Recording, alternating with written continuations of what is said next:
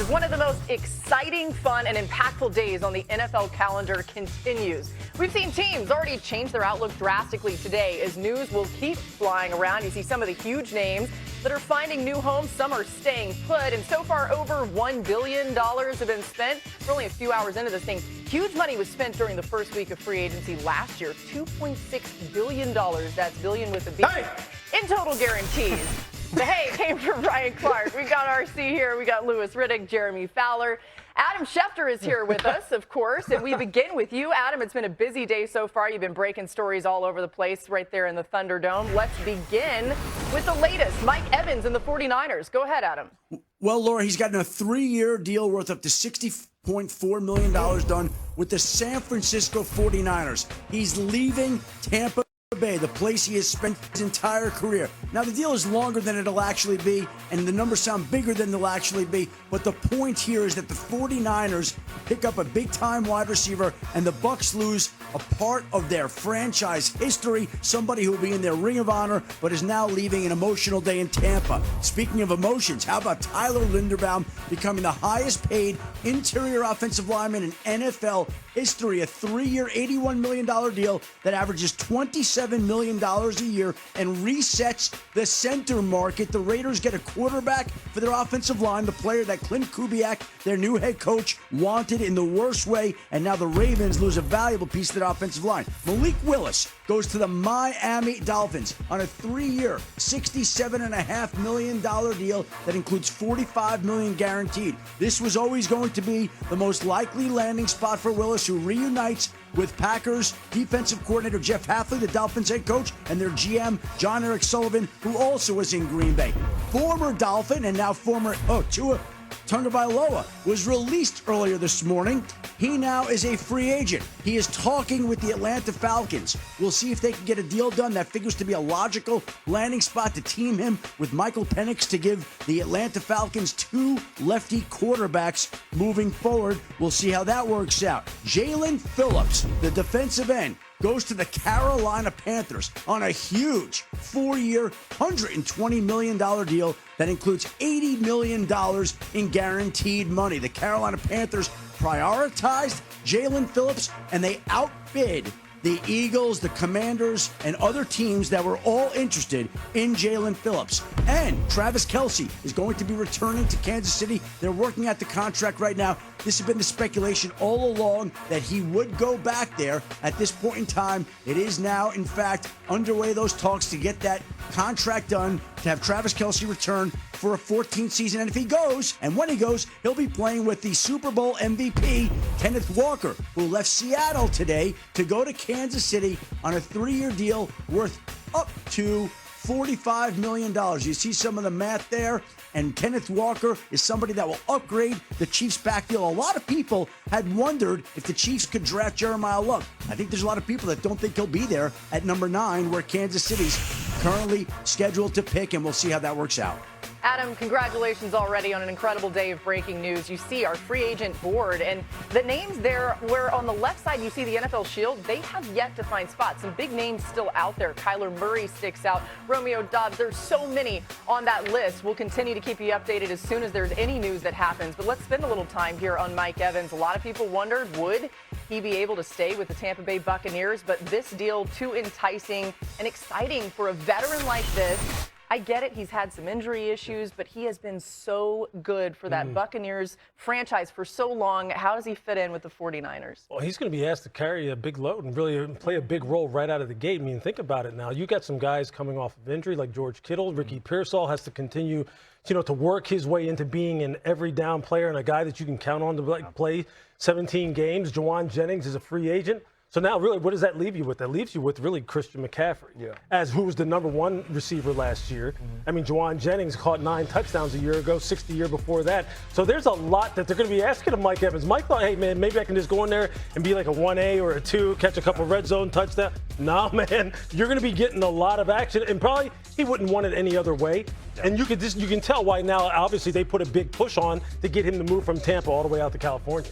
Yeah, I think the big thing for me is the way that Kyle Shanahan understands how to utilize players to their strengths. And with Mike Evans, you know you have a big body. Also, looking at his game film from last year, he was still great on 50-50 balls. He was a strong receiver in the red zone. And they also need some veteran leadership in that wide receiver room. You think about what happened with Brandon Ayuk after he signed his contract, some of the antics of Juwan Jennings, even though he's an extremely good player who's looking for money based off of that season that he had last year. And Ricky Pearsall being in and out of the lineup. Mike Evans may have been thought to be a luxury acquisition for the free agents in San Francisco, but he's more than that. Yeah, I can tell you that Mike Evans saw what Devontae Adams did last year because they're kind of in the same class of, older receiver that can still produce at a high level. He saw that and said, I want some of that.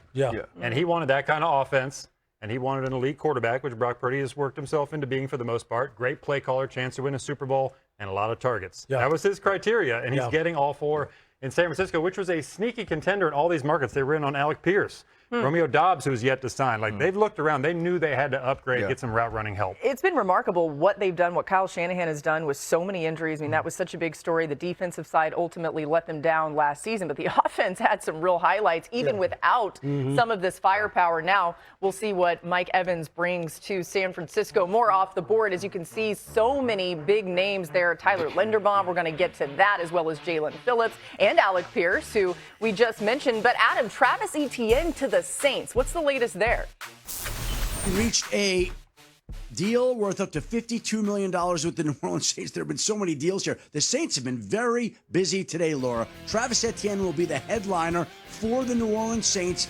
Goes back home to Louisiana on a 4-year, $52 million deal. The Saints also get a deal done for the Bills free agent guard, David Edwards, as the Saints look to bolster their offense around their young, standout quarterback, Tyler Shuck, with Travis Etienne becoming his newest toy in the backfield. The Indianapolis Colts held on to Alec Pierce on a 4-year, $116 million deal. The Colts had prioritized keeping him and Daniel Jones. They have Daniel Jones on the transition tag, and today they get a deal done with Alec Pierce to retain him in Indianapolis, which is exactly what they wanted to do with his big play ability. But they couldn't keep Michael Pittman. Instead, they send Michael Pittman to the Pittsburgh Steelers in a trade. They flop late-round draft picks in the deal, and then the Pittsburgh Steelers go and give Michael Pittman a new 3-year, $59 million contract. So even though Pittman gets traded, he gets a new deal in Pittsburgh with the Pittsburgh Steelers. The Colts gained Pierce. And here are some other names today that were on the move. Minka Fitzpatrick traded from Miami to the Jets. Demario Davis, free agent linebacker, goes from New Orleans back to the Jets. Kobe Bryant leaves Seattle to go to Chicago. Kenneth Gainwell to Tampa from Pittsburgh. Kate Otten stays in Tampa. And Isaiah Likely. No, he went to the New York Giants. It's on the Patriots. That is incorrect. We need to change Isaiah Likely to the Giants. Good call. And Tyler Algier goes to the Cardinals. Get him, Shefty. There have been a lot of moves today. It's understandable. Hey, I'm editing here from the Thunderdome in Indianapolis. Let me That's tell all you, I do. I see it, Adam, man. that was a test for you.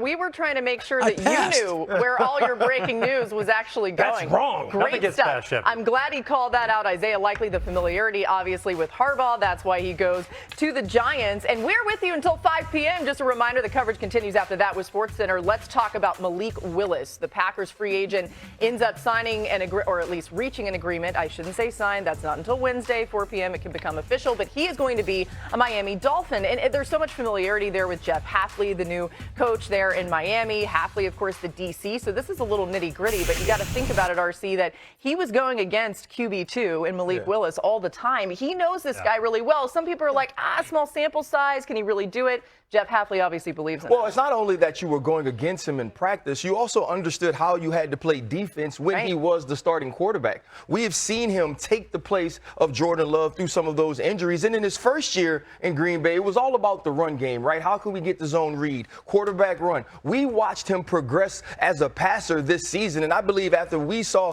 what he had the ability to do against the Baltimore Ravens, that's when you can envision him as a franchise franchise quarterback. Yep. Jeff Hafley, you now have familiarity with him, and you understand who Malik Willis is, which I think is all important for his success. Yeah, this game right here that you're watching right here, this is the one. If you want to like Malik Willis, you'll watch that game and you go, I can see exactly why Jeff was probably up in the box during that game when he was calling defensive signals going, man, look at our quarterback out here. So when he gets down there and they start going through personnel meetings, of course that's going to be, a point of emphasis for him. Obviously, the only thing with Malik is the fact that, in 22 games, he only has 6 starts. So you're going to have to kind of give him a little bit of runway in order to really find his footing.